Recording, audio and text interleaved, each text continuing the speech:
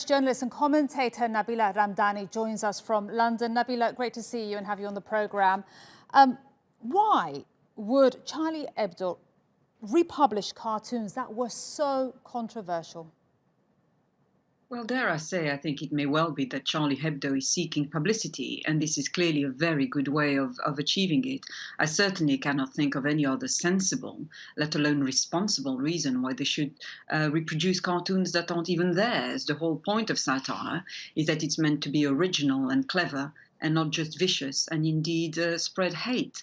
I think the reaction in France to the republication of those cartoons, which were initially published in a Danish newspaper, remember, depends on how the argument is presented.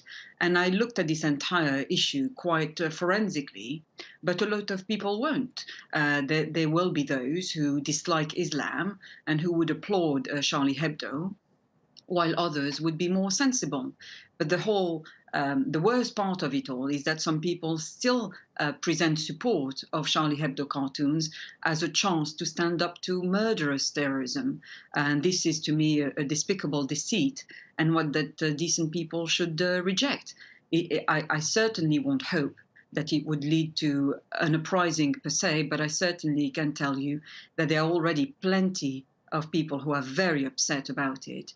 And we would hope that after 5 years, people might be able to put expressions of extremist hate behind them. But Charlie Hebdo has, for whatever reason, decided to continue making a point that nobody really understands. And Nabila, you say that a lot of people are already very angry. How concerned are you that the reprinting of these cartoons could be seen as a provocation?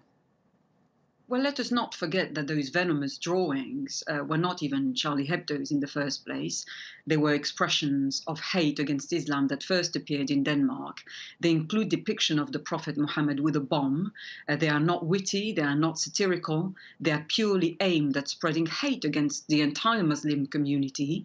France has a wide range of anti-hate legislation available to courts. And my view throughout this saga, this horrendous saga, is that the whole thing could have been stopped if simple laws had been applied. It is perfectly reasonable to be opposed to hate cartoons while also opposing violence of any sort, indeed including condemning the disgusting crimes of 2015. And should President Macron, because he gave a reaction to the republication of the cartoons, should he have stopped them?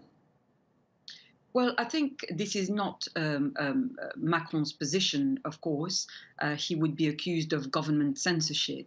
This is not how it's done. Only a legal complaint can trigger hate laws.